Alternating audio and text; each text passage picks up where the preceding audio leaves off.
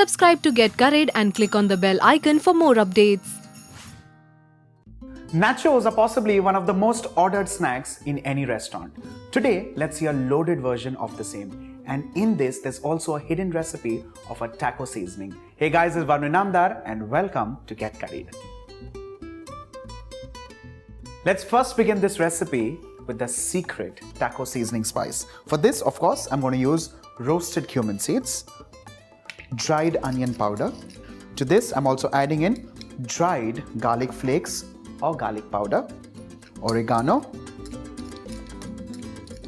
cayenne pepper. This could be optional, but I personally love using this. Chilli flakes, salt and pepper. Let's grind all of this into a coarse powder, or if you prefer, you can also grind this nice and smooth. With this, our taco seasoning mix is done and ready. Nice and coarse, the way I like it. Let's move on to the next component, which is Pico de Gallo, also known as salsa. First things first, chopped tomato in a bowl, followed up with chopped onions, and these are red onions. To this, I'm adding in freshly cut coriander leaves, fresh jalapenos, or you can also use in green chilies with the seed because I like it nice and spicy. To this, lemon juice, and finally, for seasoning, I'm using in salt.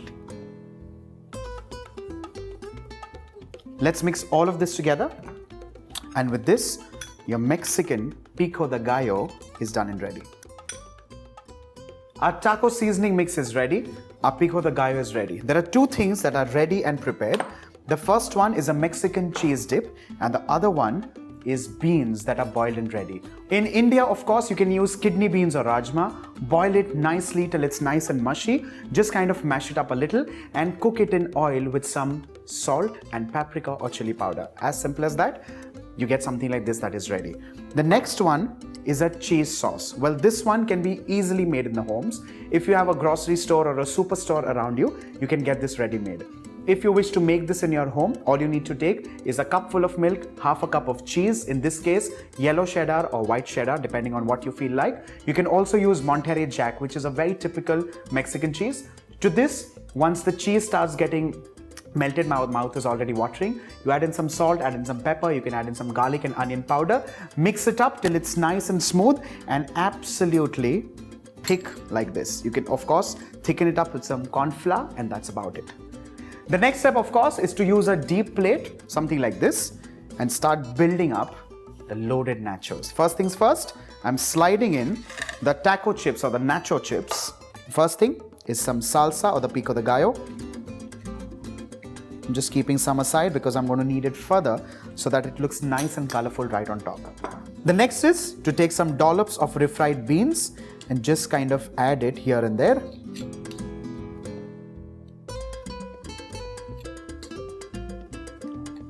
The next is the cheese sauce. Like I said, I'm going to keep using this again and again. So to begin with, the cheese sauce. I'm following this up with shredded chicken. This is nothing but boneless chicken breast, which has been cooked and shredded, as simple as that.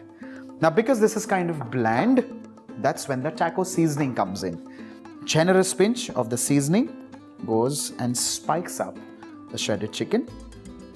I'm also going to use in some homemade jalapenos. This is nothing but chilies, those nice plump chilies, which have been soaked in vinegar and salt. Just use them as spicy or pungent as you prefer. But if you like them nice and pungent, use more of this. Now here, if you see, the color has kind of faded off completely because the Pico de Gallo is kind of hidden off.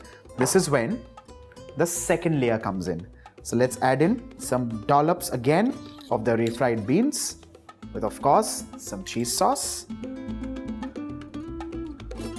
some spring greens, and finally, once again, the salsa or the Pico de Gallo.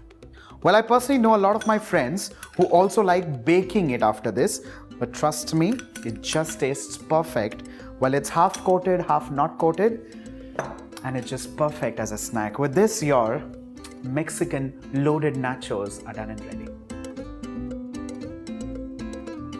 With loaded nachos, all you now need is a good movie and great company. On that note, do not forget to like and share the video and subscribe to get curried.